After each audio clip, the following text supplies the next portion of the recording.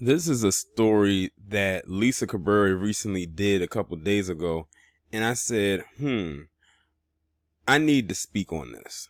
And it's very interesting that this is even a topic, considering it seems to not go well over in lamestream media, meaning it doesn't stay in the news long unless they can glamorize it. But what you're seeing right here is a picture from 2015 in which Walter Scott was killed by that pig, Michael Slager, in the back as he was running away from him. And when I look at this image, all I could think about recently is that that individual who was recently shot and killed while running away from the police. And that video is online. I actually saw it on the news, but they stop it like right as he was getting shot. Sorry about that pop-up. I don't know why those pop-ups like to pop up on my screen sometimes. But anyway. Yeah, and they stopped the video right there as he was falling to the ground as he was running away. I swear they only do that to us. And now this new study has come out where it says getting killed by police is now a leading cause of death for young American black men, according to this study. Not any type of disease or anything like that, but the fact that we're practically being hunted down like dogs in the street just because, and it's not because of anything that we've done to be worthy to be hunted down the way that we are, but just because. Now, I have not read this article yet, so I don't know what it's going to contain.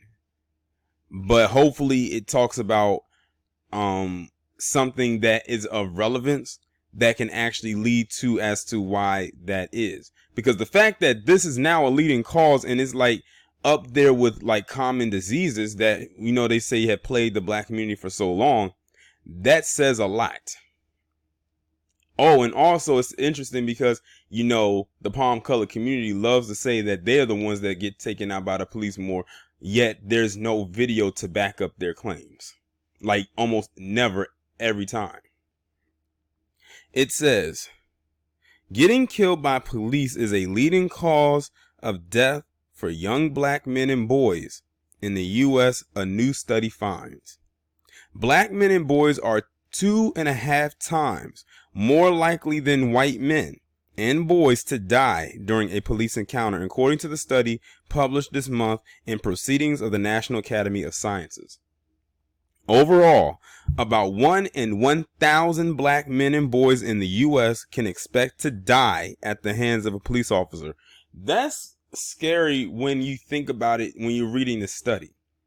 Imagine that you are a college professor or even a high school teacher, and you have a classroom full of black boys inside of it, and you have them read this article in which I'm reading to you right now. Like, that will probably send chills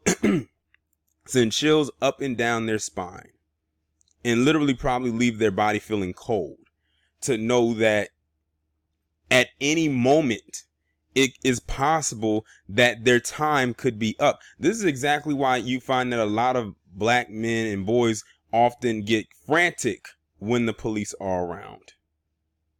And it's gotten to the point where many of them will get frantic no matter what the race of the cop is. But, you know, when it comes to that palm color cop, it's like we already know what could possibly happen. Excessive police force has garnered greater scrutiny in recent years following high-profile killings by police. That scrutiny has changed some local elections and led to the implementation of police-worn body cameras and subsequent release of body cam footage following police shootings. This study applies data to police shootings that now dominate national headlines. It says, over the life course, about 1 in every 1,000 black men can expect to be killed by police. Risk of being killed by police peaks between the ages of 20 and 35 for men and women for all racial and ethnic groups. black women and men, and American Indian and Alaska Native women, and men are significantly more likely than white women and men to be killed by police. Latino men are also more likely to be killed by police than white men. So what does that tell you? That every other group, with ours being at the top, is excuse me, is literally going to be taken out by the police, but it leaves the palm colored community, especially the men, way at the bottom. What does that tell you? And they love to say that, oh, they love to try to find any reason as to why we deserve what happens to us. Yet they will turn a blind eye to the stuff that they do. Every time. Every time. Now it says, we use data on police-involved deaths to estimate how the risk of being killed by police use of force in the United States varies across social groups. We estimate the lifetime and age-specific risk of being killed by police by race and sex. We also provide estimates of the proportion of all deaths accounted for by police use of force. We find that African American men and women, American Indian, Alaska Native men and women, and Latino men face higher lifetime risk of being killed by police than do their white peers. We find that Latino women and Asian Pacific Islander men and women face lower risk of being killed by police than do their white peers. Risk is highest for black men, who at current levels of risk face about 1 in 1,000 chance of being killed by police over the life course. The average lifetime odds of being killed by police are about 1 in 2,000 for men and about 1 in 33,000 for women. Risk peak between the years of 20 and 35 for all groups. For young men of color, police use of force is among the leading causes of death. If it seems like I keep pausing, it's the reason is because I'm going through different articles, and I'm glad that I'm doing this right now, because now I went from one article to another. Now I'm on the University of Michigan website, where it's talking about how the 6th leading cause of death for young black men is the police. That means they are in the top 10, almost in the top 5. So we probably know the top 5 are probably the common ones like heart disease, stress, cancer, those. But the fact that a non-disease, a non-illness actually cracked the top 10 for the reasons as to why black men are dying is by them says a lot. And it's practically right there in the middle, because it's like right there, almost pretty much in the middle, a little bit. It's like the median would say it's pushing more towards 10, but it's still kind of in the middle. It says, for young men of color in the United States, and I just want to say, I don't want to just lump us into that men of color category, because that means we got to be lumped in with everyone else who's non-white. I just like to focus more so on us.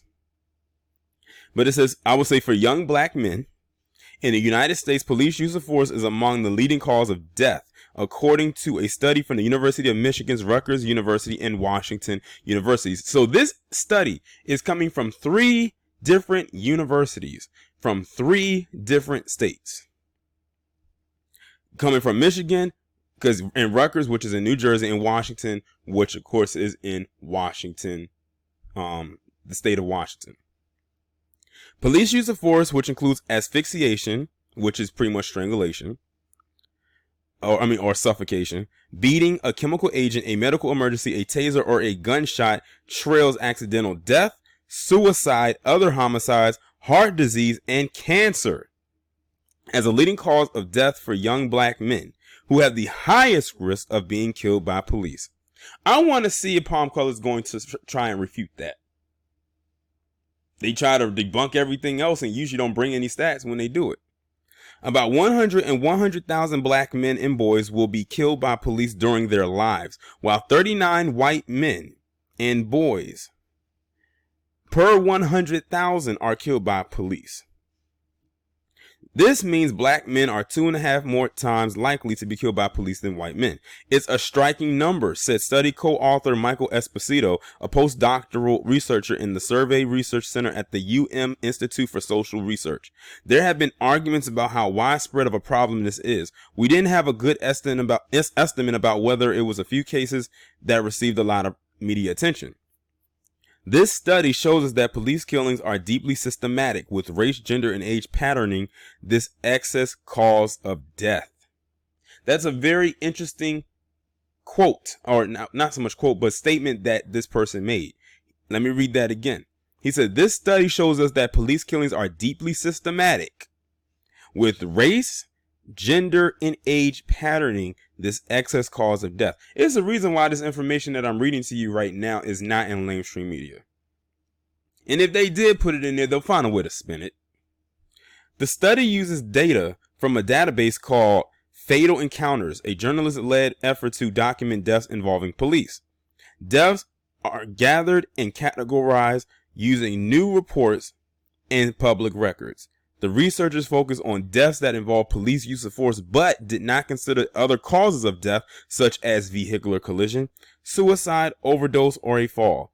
What motivated this study was a big gap in what was available in terms of basic estimates of how likely people are to be killed by police, said lead author Frank Edwards, assistant professor at Rutgers School of Criminal Justice.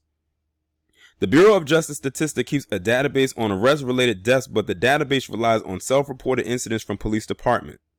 Another governmental database, the National Vital Statistics Report, archived by the Centers for Disease Control and Prevention, tallies deaths related to legal intervention, but researchers have found that cases in which police are responsible for deaths are undercounted by about 50%. So what does that tell you? That they're not taking into account, they're not counting everything up. They're leaving a lot of stuff out. 50%, that's half. That's a lot of information that they're not putting out there. And they're doing it for their own personal reasons. Because they want to make it seem like all of this stuff is happening in our head, that we're over exaggerating. Because, they just have to make us out to look like we're crazy.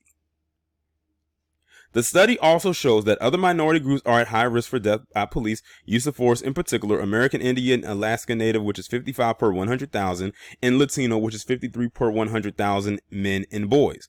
Women are about 20 times less likely to be killed by police, according to the research. Latina and Asian Pacific Islander women are less likely than white women to be killed by police, but black women and American Indian and Alaska Native women face a higher risk. In fact, American Indian and Alaska Native women are up to twice as likely to be killed by police than white women. What does that tell you? That they're just simply going after any and everybody who is not white. But at the end of the day, black men and boys are at the top of that pyramid. Because a lot of our talk about this in public spaces is focused on black men, we sometimes lose sight of other groups with elevated risk. UM's Esposito said, conversations around who's most at risk have to incorporate the diversity and intersectionality highlighted in this study, fleshing out our narratives of why individuals with particular social traits have more or less exposure to police violence. For the study, the researchers did not include deaths that occurred because of car chases or accidents. Had they, risk of death for all groups of women would have doubled. I think that our results really underscore that police killings are a lot more common than we might have imagined, said study co-author Hedwig Lee, professor of sociology at Washington University in St. Louis. Okay, so Washington University is not in the state of Washington, it's in St. Louis. Our work also provides more evidence that people of color, particularly African American men, I hate when we get lumped into that category. Black men and women, but also American Indian and Alaska Native women are at risk. Now that these risks have been documented, researchers' next task is to get a better understanding of what drives these patterns. Oh, that's easy. Just a huge intense hatred for us. This is nothing new to us. This is something that we have been talking about for years and years and years. I mean, if I could do a video a day talking about all the black men who have gotten killed by police brutality, dating back to the very first documented case. I'd have enough videos to make the next few years if I did one a day. All the way leading up to the recent one. And the thing is, it would never stop, because by the time I probably got up to this year, it would have already been some more that would have occurred to carry me on for the next couple of years. That's how bad it is. That's how horrific it is. They know what it is, but I'm glad that they said it was systematic, because that's really what it is. It's all systemic. And there's not no even playing field. We know who they're going after. We know why. And if you want to take it even a step further, let's talk about the black men who face police brutality that don't get killed by the police, or the black men who have been hemmed up and are in jail now because of what the police have done to botch a case in order to throw a black man behind bars, and it's still behind bars today. Oh, then the numbers will go even higher. I mean, when's the last time that you've seen a palm-colored individual get released from prison on false allegations or a crime that they didn't commit? Every time I see one, it's always a black man, and he's always been in jail for no less than 20 years. 10 at least.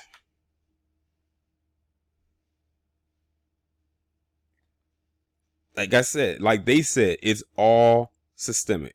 That's all it is. Because they own this system, because they run this system, and because they play it like it's their own personal board game, and we're nothing but pawns on the chessboard, they'll move us around any way that they feel fit. I swear, like, they literally get off on doing stuff like this to us because, like I said, we as black people, or as ADOS, generationally have carried down pain, struggle, and a host of other negativity stuff that has come from what they've done to us. They have carried on what their slave owning ancestors have done, all the way down to them today. You've seen it be displayed in many of my videos. And when it carries on into these police departments, it literally shows you what was the original police officer, what was their role, to be a slave patrol, to be a slave catcher. What are they doing right now? They can't put us back into bondage, but that's what they built them prisons for. I swear, like I said, if they could bring back chattel slavery today, and they gave them millions of dollars in land, and they said the only way that you'll be able to keep up this land is you need someone to work, or some people to work the land, and you know who I'm talking about, what are you willing to do? Many of them will go out there and they will find a way to make it a reality. Make it a new reality, I should say. Bringing the old back into the new. I'm telling you. That's why I wish you could probably like create like a symposium involving them and ask those specific questions. And I would prefer that it wouldn't be something if you brought, like, say you had white friends or something like that, and you brought them to that symposium and they had them sit in the chair and had you stand in the back. And like basically, well, scratch that. Have them come and you stand there, and you come and you stand in the back, but they don't know that you're there. And they don't know that you're watching. And they ask them their questions. And you know those questions where they say, if you do this and do that, would you raise your hand? Yes or no, or something like that. And they raise their hand. And you look at them like, oh, really? So you want me to be a slave? Oh, that would be so intense. I swear, the way that my mind works. But I mean, hey, who knows? It might actually happen one day. And then you'll be able to see their true nature for what it is. Y'all let me know what y'all think about this down in the comments. I'll talk to you in the next one. Oh, and one more thing that I had to add to this. I had pulled up the top 10 things that is the leading cause for the death of black men. But of course, it wasn't updated, so it was an older list. That's why you don't see it right here. But nowhere on any of the lists that I did pull up did it say anything about the one thing that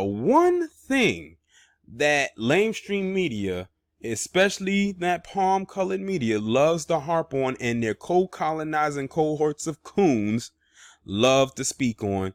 And that is none other than proximity crime, aka black on black crime. Now, you would think that the way that they love to talk about that would be damn near at the top of the list. It's not even in the top 5. But this cracked the list to be number 6. And everything from 7 to 10 has nothing to do with black on black crime. That's just like when they love to talk about Chicago all the time, has all this crime. Yet when they were talking about the top 10, top 20 dangerous cities in America, Chicago wasn't even in the top 50.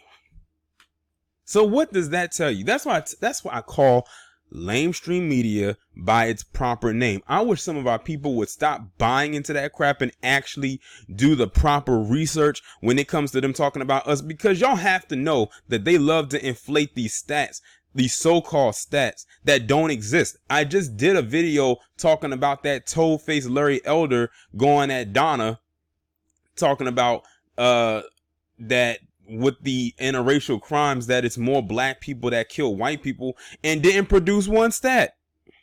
He didn't bring up one link, one credible link to back this up. He didn't even bring up a bootleg link. He didn't bring up anything except some palm colored talking points, and expected everybody to just flop, just to fawn over it.